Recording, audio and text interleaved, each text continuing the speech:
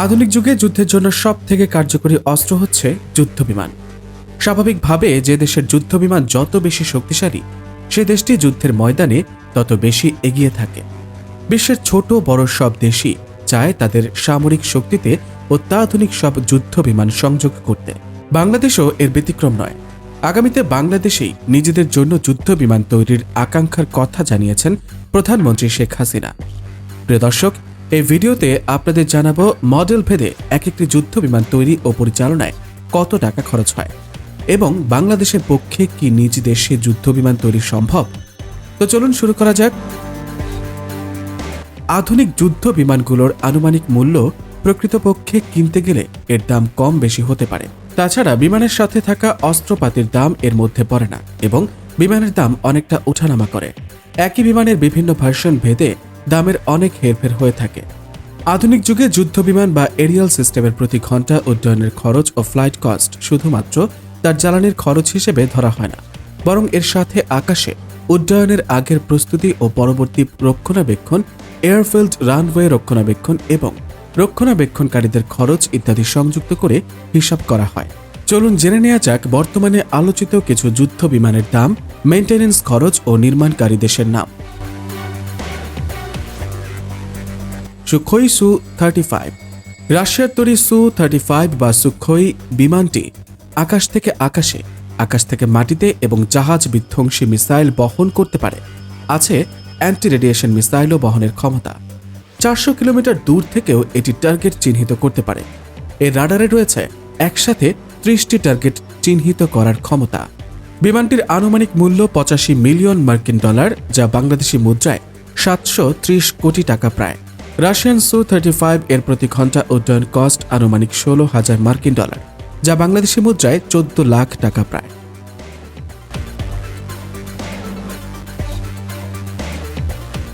Chengdu জে-20।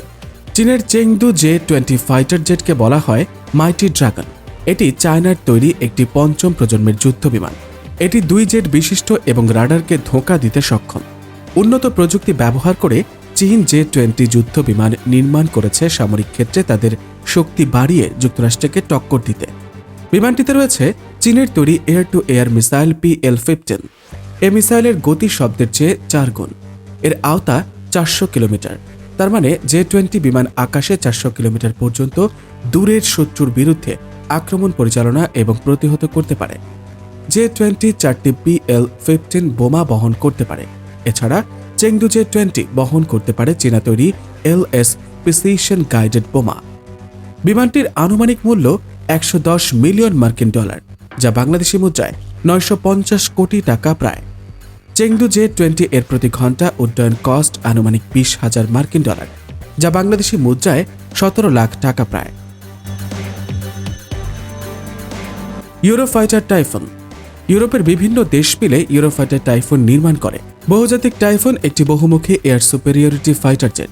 টাইফুনে রয়েছে air to air, air to surface এবং anti airship missile ছোড়ার ক্ষমতা। ইউরোফাইটার যুক্তরাষ্ট্রের তৈরি শক্তিশালী air to air AMRAAM missile, radar guided Meteor air to air missile সহ বিভিন্ন ধরনের শক্তিশালী মিসাইল ছুটতে সক্ষম।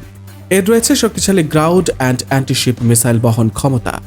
মিসাইল ছাড়া প্রচলিত বিভিন্ন ধরনের শক্তিশালী বোমা বহন করতে পারে টাইফুন।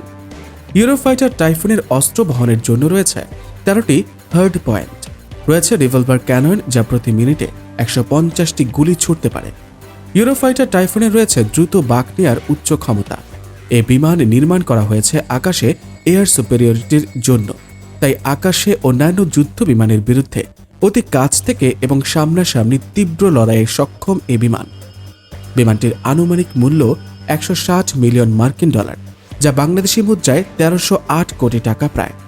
টাইফুনের প্রতি ঘন্টা উড্ডয়ন কস্ট আনুমানিক 5,000 মার্কিন ডলার, যা বাংলাদেশি মুদ্রায় 4.5 লাখ টাকা প্রায়।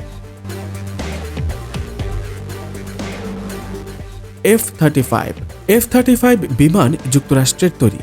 F-35 হল একক আসন এবং একক ইঞ্জিন বিশিষ্ট একাধিক ভূমিকার স্টেলথ যুদ্ধ বিমান, যা আকাশে শ্রেষ্ঠত্ব অর্জন ও আঘাত হানা উভয় অভিযান পরিচালনা করার উদ্দেশ্যে তৈরি করা হয়েছে।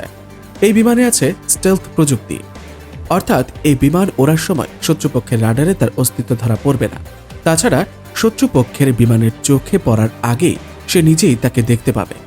বিমানটির পাইলটের হেলমেটে বসানো আছে একটি ডিসপ্লে সিস্টেম, যাতে অন্যদিকে মুখ করে থাকা অবস্থায়ও শত্রু বিমানের দিকে গুলি করতে পারবে। পাইলট শত্রু লক্ষ্যবস্তুর গতিবিধি চিহ্নিত করতে পারবেন, শত্রু রাডার জ্যাম বা অকার্যকর করে দিতে পারবেন এবং আক্রমণ প্রতিহত করতে পারবেন। এ বিমান এতই ব্যয়বহুল যে খোদ যুক্তরাষ্ট্রেই এর দাম এবং কার্যকারিতা নিয়ে সমালোচনা হয়েছে এবং প্রেসিডেন্ট নির্বাচনের আগে ডোনাল্ড ট্রাম্পও এর সমালোচনা করে টুইট করেছিলেন।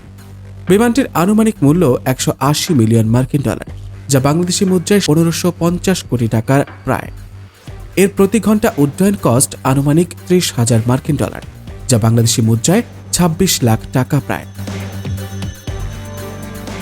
2021-এর শুরুতে প্রধানমন্ত্রী শেখ হাসিনা বলেছেন, আগামীতে বাংলাদেশেই নিজেদের জন্য যুদ্ধ বিমান তৈরি করবে। তিনি আরও বলেন, আমাদের একটা আকাঙ্ক্ষা আছে, বাংলাদেশে যুদ্ধ বিমান তৈরি করতে চাই। কাজে এর ওপর গবেষণা করা এবং আমাদের আকাশ সীমা আমরা নিজেরাও যেন রক্ষা করতে পারি সেভাবে প্রস্তুতি নিচ্ছি। আমরা এ ব্যাপারে সাফল্য অর্জন করব বলে বিশ্বাস করি। এখন প্রশ্ন হলো, বাংলাদেশ কি পারবে যুদ্ধবিমান তৈরি করতে? গোল্ডম্যান স্যাক্স এর সাম্প্রতিক সমীক্ষায় বিশ্বের সম্ভাবনাময় 11টি দেশের মধ্যে বাংলাদেশকে অন্তর্ভুক্ত করা হয়েছে। এ রাষ্ট্রগুলোর অর্থনীতির আকার আগামী 2030 সাল নাগাদ ইউরোপের 27টি রাষ্ট্রের সম্মিলিত অর্থনীতির আকারের চেয়েও বড় হতে পারে বলে যুক্তরাষ্ট্র পূর্বাভাস দিয়েছে। বিশ্বের বিভিন্ন নির্ভরযোগ্য গবেষণা সংস্থা কর্তৃক উদীয়মান অর্থনৈতিকভাবে শক্তিশালী রাষ্ট্র ক্লাবের সদস্য হিসেবে বাংলাদেশের নাম গত কয়েক বছর ধরেই আলোচিত হচ্ছে। বিশ্লেষকদের মতে, বাংলাদেশের অর্থনীতি যেভাবে এগোচ্ছে তার সঠিক ব্যবহার করতে পারলে আগামীতে বাংলাদেশ নিজেদের জন্য যুদ্ধবিমান তৈরির স্বপ্ন পূরণ করতে পারবে। বড় বড় দেশ যুদ্ধবিমান তৈরি এবং সার্ভিসে রাখতে কত টাকা খরচ করে এবং তাদের দেশের অর্থনীতি ও সামরিক সক্ষমতা কেমন তা হয়তো ইতিমধ্যে জেনে গেছেন। এখন ভাবুন, আমাদের দেশের অর্থনীতি ও সামরিক দিক থেকে কতটুকু ক্ষমতা রাখে যুদ্ধবিমান তৈরি করার ও তা পরিচালনার। আপনাদের মতামত কমেন্ট করে জানাতে পারেন।